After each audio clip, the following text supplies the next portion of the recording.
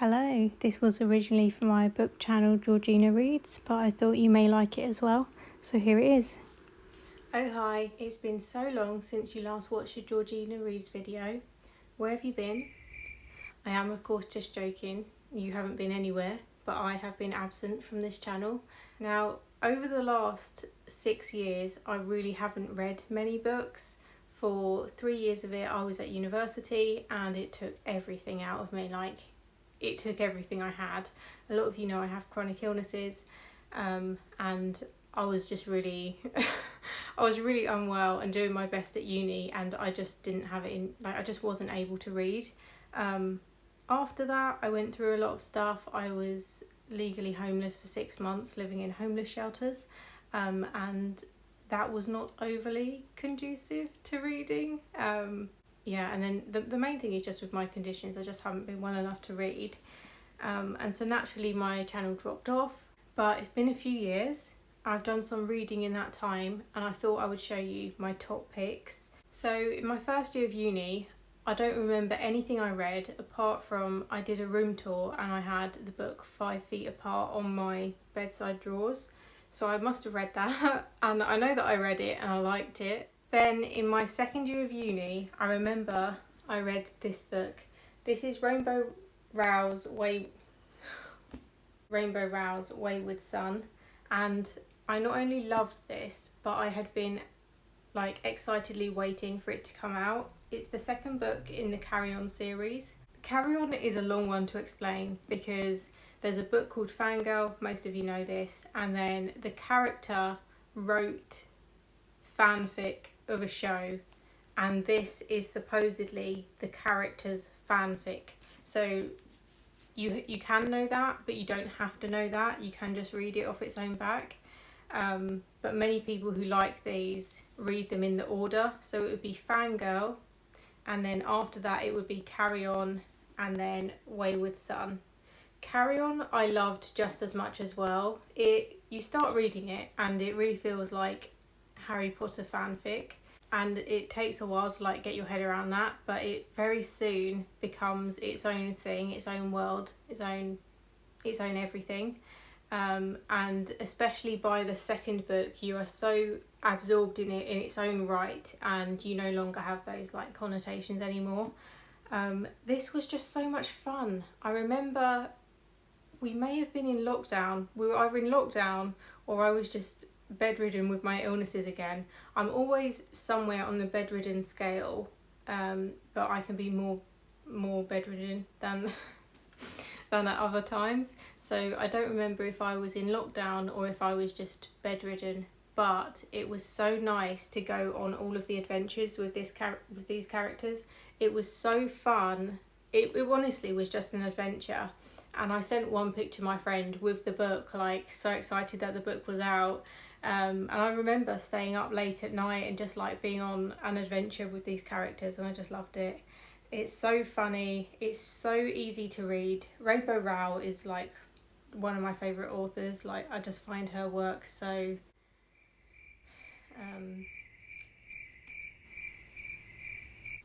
easy to get stuck into. And there is world building in this because it's fantasy, so there is world building, but you just fall in so easily and so quickly and get stuck in that world. And then the next one is Project Hail Mary. This is a sci-fi written by the same person who wrote The Martian. It's actually very similar to The Martian in the sense that it's another guy who's up in space on his own, and he's on a mission to try and save planet Earth. It all is riding on him. And on the blurb it says it's up to him to puzzle out, what does it say? It's up to him to puzzle out an impossible scientific mystery, and he's got to do it all alone, ... or does he? So he's alone. And then the question arises of, is he actually alone? And that's what the book is about. It's a book about companionship and connection, and it's a bit like the idea that how we can have such loving bonds with animals. We can see a dog they're part of the family even though we've never spoken to the dog. Things like that come up, and like that sort of connection is in this book. There's also language gets explored for similar reasons. If there's someone there that you don't have a similar language with, there are ways that you can still communicate, and that kind of gets explored. And I'm actually a English language and linguistics graduate, so I find language really interesting, and I really liked that in the book. But with it being a sci-fi, I liked that as well. But the overriding thing that I liked about the story was the connection. But I can't tell you any more about it because I don't want to spoil it for you. It's also funny, witty, clever. I just really enjoyed it. It has an absolutely incredible ending, like one of the best endings ever. I think about the ending all the time and I just think, oh my god, that was just the best possible ending. And when he was writing it, he must have had so much fun writing that. Next up we have A Little Princess. This is a little girl who goes to boarding school. She's very rich when she joins the boarding school. Tragedy strikes and then she's no longer rich. And she has a mindset that to be a princess, you just have to be kind and do the right thing and stuff like that. And it's about the notion that it's easy to do that when everything in your life is going well. You have lots of money, you're loved, blah, blah, blah. It's easy to be kind and do the right thing in those circumstances. But it's about her figuring out if she can still be a little princess when she loses everything. And that's all I'll say about that one. But I absolutely loved it. And yeah, I just absolutely loved it. That is right up my alley, something like that. I am a sucker for like princess stories in general. And where this one is so closely linked to kindness, because that's what I love about princesses. I think there's this like misconception about princesses where sometimes people are like, oh, don't strive to be a princess, strive to be a warrior or something else. But to me, a princess has always been someone who is just like elegant and kind, and that is captured in this story. And I read it and I was like, wait, no, this is the reason that I like princesses. And I've not really been able to put it into words before, and the book puts it into words. So if you like stuff like that, you might like this. I won't talk about it anymore because I feel like it's getting a bit mushy, but yeah, that's how I feel about that one. It is possibly my favourite book of all time. Next up we have The Midnight Library, and essentially basically I guessed the whole plot of this one. From page to page I guessed the plot of it, but it didn't ruin it. Sometimes books are predictable and that's a good thing. They're predictable because we're predicting the best possible outcome for this story, and that's what this book was like. So even though I predicted it, actually it was satisfying, and I think others felt the same way. This is, what does it say on the back? It says, gets to the heart of what matters in life, and it really does. It says here, Nora's life has been going from bad to worse. Then at the stroke of midnight on her last day on Earth, she finds herself transported to a library. There she is given the chance to undo her regrets and try out each of the other lives she might have lived, which raises the ultimate question, with infinite choices, what is the best way to live? This book is really quite deep, honestly.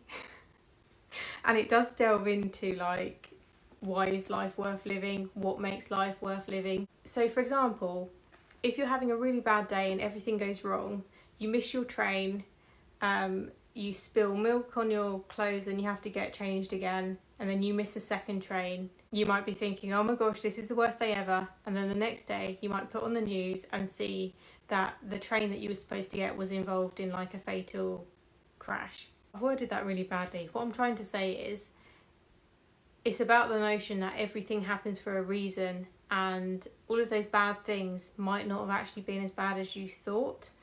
The train crash example doesn't come up in the book. I was just like struggling to explain what I wanted to explain.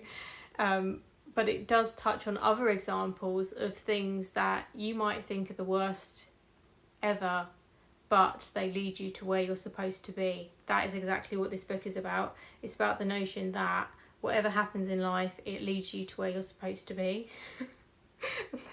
That is actually quite a good way to sum it up. So that's what this is about. I also thought, with how predictable it was, I kept thinking, why didn't I write this? I just felt like there's a simplicity to it. Like, the structure of the book is so simple and so straightforward, but it works. And it's a really good short read as well.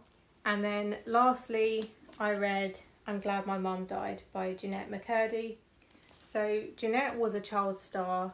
Many of you will know her, and she came from a pretty dysfunctional family.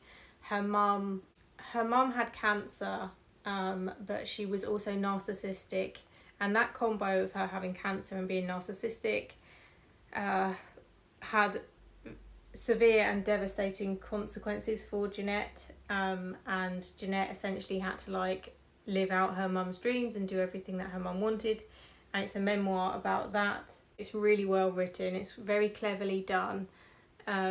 It's a page turner as well, like she'll hint at something and you'll have to keep reading to find out what she was actually referring to. It's very, very honest, at times graphic. She shares a lot. Like I frequently, when I was reading this, was thinking, oh my gosh, like what does... She talks about so many people in her life, and I kept thinking, I wonder what they think about that. Were they comfortable with this being shared? It was just so raw and honest, and I think it would make a lot of people feel less alone in their situation. So if they were going through something similar, like having a dysfunctional family, I think it's very good at making them feel less alone. Or if someone was wishing for fame and money, this book is a good insight into the fact that money and fame don't buy happiness, and actually happiness comes from elsewhere.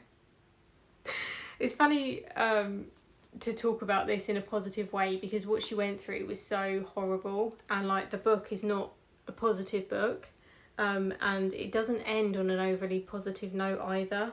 I mean, her mum dies, and then the book carries on, and then when it ends, you're not left in a incredible place either. Like, it is a very serious read, but it's very well done, very clever, very, as I say, brave, honest, raw, and I think it will make a lot of people feel less alone if they've gone through similar, or even, as I say, if someone is just wishing for things like fame and money.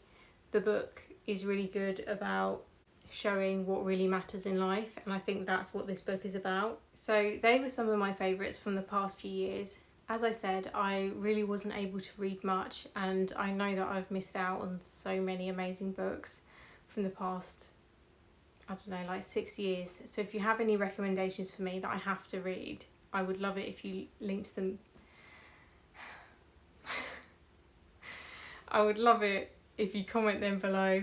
I'm going to go because I'm struggling to talk now. This is life with a chronic illness. I wanted to do the video. I'm glad that I did it, but now I'm struggling. So I will leave that there. But thank you so much for watching. Bye.